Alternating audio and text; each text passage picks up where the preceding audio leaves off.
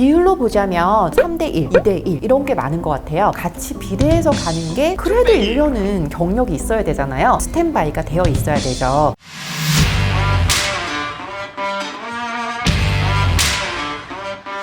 안녕하세요. 병원 언니 정지은입니다. 코디네이터와 상담 실장에 대해서 비교를 해드릴 텐데 저는 이런 영상 너무 재밌고 신나요. 제 전문 분야라서 지난 영상에서는 상담 실장과 총괄 실장을 비교해 드린 적이 있어요. 그런데 취업 준비 중이신 분들은 코디네이터와 상담 실장에 대해서도 좀 헷갈려 하시는 경우도 있어서 이렇게 영상을 준비를 했습니다. 일단 병원 코디네이터를 채용하는 병원은 대부분 상담 실장이 있습니다. 비율로 보자면 3대1, 2대1 이런 게 많은 것 같아요. 그러니까 코디네이터가 4명이면 상담실장은 2명 또는 1명, 코디네이터가 5명이면 상담실장 2명 또는 3명, 의사 1명이 하는 성형외과라고 가정을 해보면 보통은 코디 2-3분에 상담실장 1명이 보편적입니다. 집도할 수 있는 의사가 3명이 있다고 하면은 코디 5명에 실장 2-3명 정도라고 생각하시는 게 좋은데 거의 의사 수랑 상담실장 수가 같이 비례해서 가는 게 보편적인 것 같아요. 병원 코디네이터와 상담실장의 가장 큰 차이는 바로 상담이라고 생각하시면 될 것 같은데요. 근무 장소는 병원 코디네이터는 주로 데스크, 리셉션, 그리고 상담실장은 상담실에서 보통은 상주하면서 상담을 하시는 경우들이 많죠. 데스크에 나와 있는 상담실장님도 많기는 하세요. 근데 주 업무는 상담이시니까 여기서 상담이라고 하면 마주 앉아서 고객과 시술, 수술에 대한 과정, 비용, 이런 전반적인 궁금한 내용들을 A부터 Z까지 상담해 주는 것을 말합니다. 상담을 하려면 그 병원 진료과에서 하는 시술, 수술에 대한 금액을 비롯해서 전체적인 과정,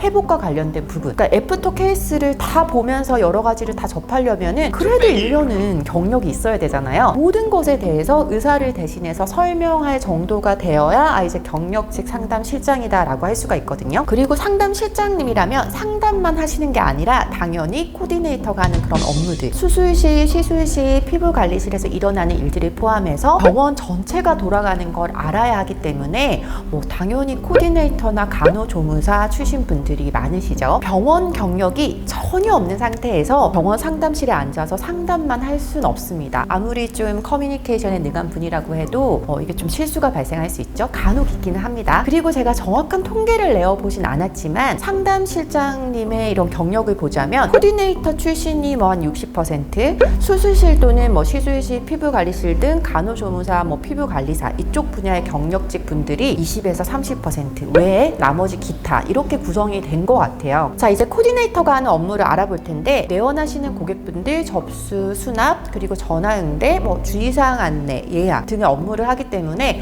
보통 항상 코디네이터가 한 분 이상은 무조건 이렇게 리셉션에 스탠바이가 되어 있어야 되죠. 직접적으로 고객분들과 데스크 또는 대기실에서 이런 커뮤니케이션을 하거나 전자차트라고 부르는 CRM 프로그램을 관리하면서 백그라운드 업무를 하시게 됩니다. 물론 이제 데스크에서 고객들 문의에 대해서 간단한 상담도 하게 되고요. 전화나 요즘 많이 하시는 그런 카카오톡 상담도 코디네이터의 주 업무가 되는 경우도 있습니다. 그렇지만 마주 앉아서 진행하게 되는 면대면 상담은 보통 상담실장님들이 하시는 경우가 많아요. 병원에 따라서는 상담 코디를 두는 경우도 있고요. 또 뿌티 클리닉 위주로 하는 곳에서는 간단한 시술이나 이벤트 프로그램 이런 것들은 코디가 상담하는 경우도 요즘은 찾아볼 수가 있습니다. 네, 그래서 코디네이터와 상담실장의 이런 업무 차이들을 좀 설명을 드렸어요. 제가 자주 드는 사례 중에서 상대적으로 저렴한 그런 김밥집에 갔어요. 그래서 음식을 주문하면 직원분이 와서 이 김밥의 재료에 대해서 설명을 해주진 않아요. 그런데 파인다이닝 같은 프렌치 레스토랑 이런 데서 코스를 먹으면 직원이 와서 모든 음식에 대해서 각가지 이런 상세한 설명을 해주죠. 병원들도 10,000원, 20,000원 정도의 보험 진료에서 성형과 같이 이렇게 보험 적용이 되지 않는 그런 고가의 시술들이 늘어나면서 이러한 설명과 고객 관리를 해야 되는 전담 직원이 필요하게 되었고 이에 따라서 이제 코디네이터와 상담 실장님이 생겨났다고 보는 게 가장 좀 심플한 설명인 것 같습니다. 따라서 이러한 고객 관리를 전담하는 병원 코디로 시작을 해서 이렇게 경력을 차츰차츰 쌓아서 전문적인 상담가 보다 깊게 고객 관리를 해주는 실장으로 경력을 쌓으면서 나아가게 되는 거죠. 네, 차이점 이해되셨나요? 코디 경력 6개월 만에도 상담 실장이 되시는 경우도 있고요.